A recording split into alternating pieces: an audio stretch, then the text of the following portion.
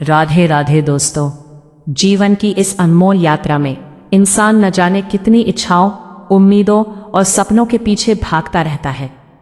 लेकिन जब मन थक जाता है, जब आत्मा सुकून की तलाश में भटकती है, तब एक ही नाम दिल को शांति देता है, राधा। कहते हैं जिस नाम में प्रेम हो वही नाम सच्चा होता है, और राधा नाम तो स्वयं प्रेम का सागर है। ये सिर्फ एक शब्द नहीं, बल्कि आत्मा की गहराइयों में उतर जाने वाली अनुभूति है। जब कोई राधा पुकारता है तो जैसे हर पीड़ा, हर चिंता अपने आप दूर होने लगती है। मैंने भी जीवन में बहुत कुछ पाया, बहुत कुछ खोया, लेकिन जब से राधा नाम को अपनाया, तब से लगा कि अब कुछ भी खोने का डर नहीं रहा, क्योंकि जिसने राधा को पा लिया उसने सब कुछ पा लिया। हर सुबह जब आंखें खुले तो पहला नाम राधा का हो, हर रात जब नींद आए तो अंतिम स्मरण भी राधा का हो। यही जीवन का सबसे बड़ा सुख है, यही सबसे बड़ी संपत्ति है।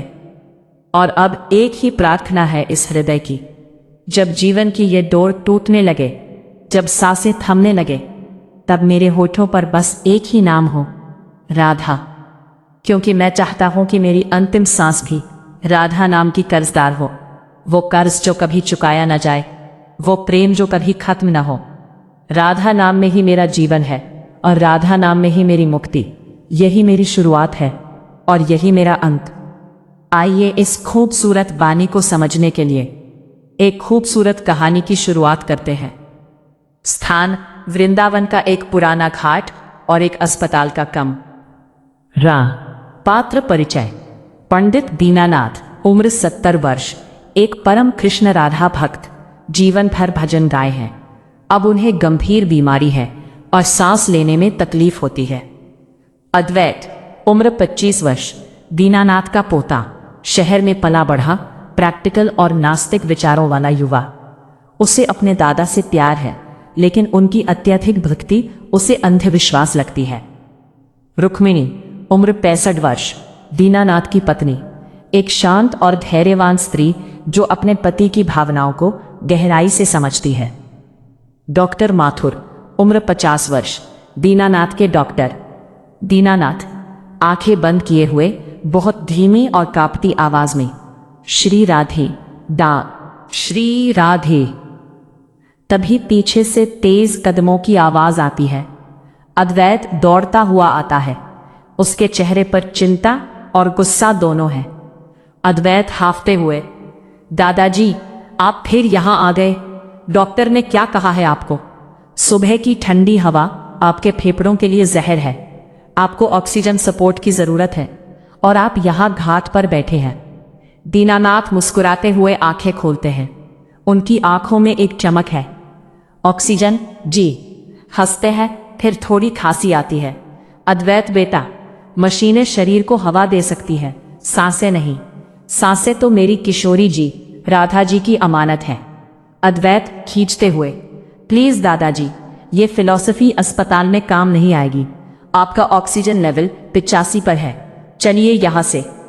अद्वैत दीनानाथ का हाथ पकड़कर उन्हें उठाता है। दीनानाथ जाने से पहले घाट की मिट्टी को माथे से लगाते हैं। दीनानाथ धीमी आवाज में बुदबुदाते हैं, राधे, कर्ज बहुत है तेरा मुझ पर, बस चुकाने की मोहलत दे दे। रुक्मिणी नम आंखों से, क्यों जिद करते हो दीनानाथ जी? जब शरीर साथ नहीं दे रहा तो घर में बैठकर नाम जप लिया करो, घाट पर जाने की क्या जरूरत है? दीनानाथ गहरी सांस लेते हुए, रुक्मिणी, जब कोई बैंक से कर्ज लेता है तो किश्त चुकाने बैंक तक तो जाना पड़ता है ना। मेरी हर सांस उस श्री जी राधा के नाम का कर्ज है। मैंने उम्र भर उनसे मांगा ही तो है। अब जब सांसों की पूंजी खत्म हो रही है तो हिसाब तो करना पड़ेगा। अद्वैत लैपटॉप बंद करता है और चिढ़कर पास आता है।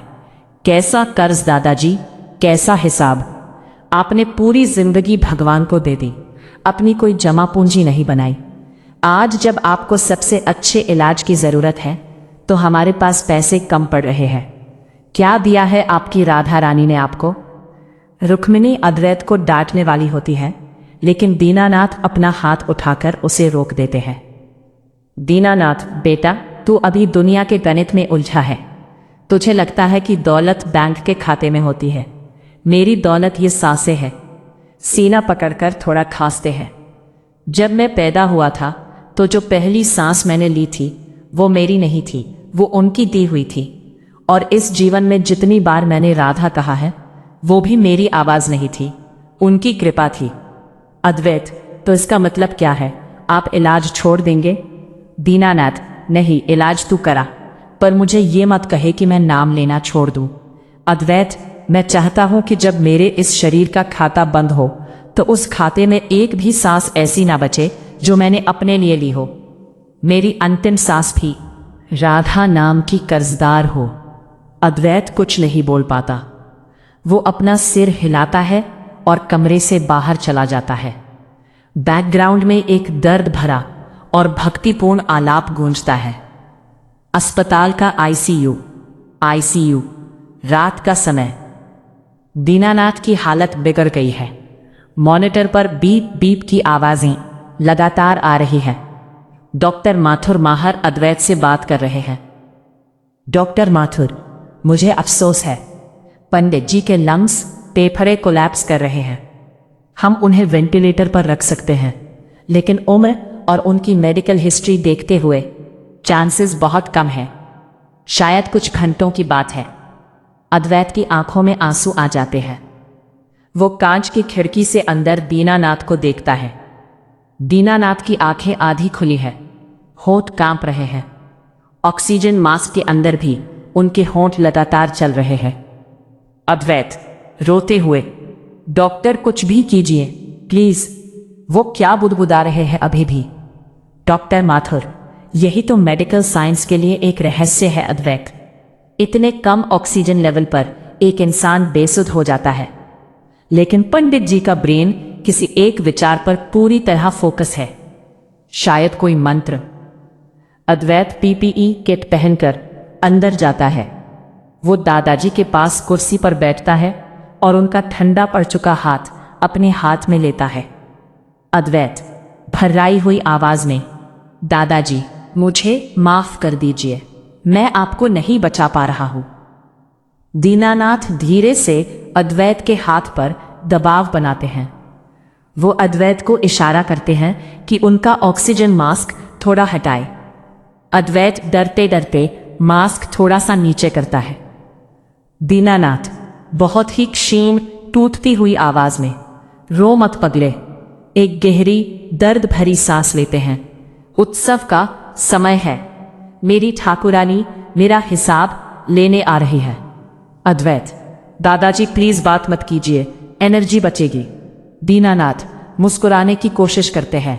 ये एनर्जी बचाने का नहीं, लुटाने का वक्त है। अद्वैत, एक वादा करेगा?